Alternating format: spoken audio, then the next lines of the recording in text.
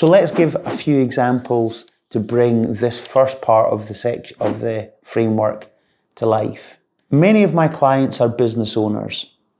And as a business owner, one of the aspirational goals that everyone really wants to get to is ultimately to own a business that is commercial, profitable, and runs successfully without them having to be there.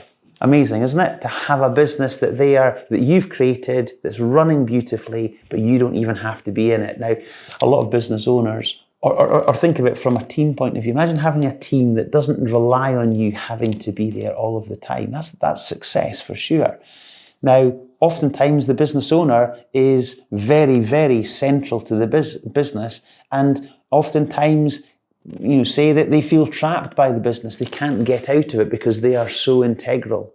So a result to change might be to say, how do I get myself to a position where this thing runs without me? Now, it doesn't happen overnight. There are a number of things that we need to kind of be and do in order to have that kind of result. But we then start looking at, okay, what are some of the decision one is to change, to say, that's where I'm shooting for. I'm looking for that kind of business. And actually that might be say, I now need to make a decision to, over time, make myself more and more redundant from the business, to reduce my reliance upon it. So those might be some key decisions to say, today's the day that we start the process of moving towards that vision.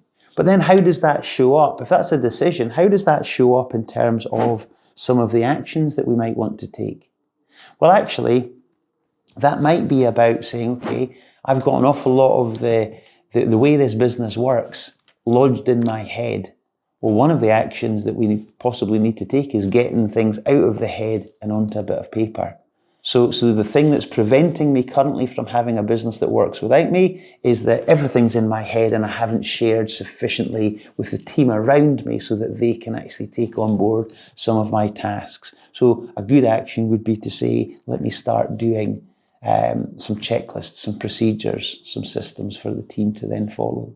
Another, if I then go to behaviours, what might I be doing that's inhibiting my ability to have a business that ultimately runs without me? Well, guess what? I might be showing up as that guy or girl who, whenever there's a problem, I kind of storm in to be the fixer, to be the superhero. And of course, what am I doing at that point with my team if that's happening?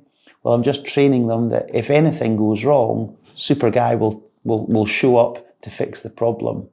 They never learn for themselves how to handle the situation. So that would be a behaviour. And although we'd never kind of call ourselves the superhero, that's how we're showing up to our team.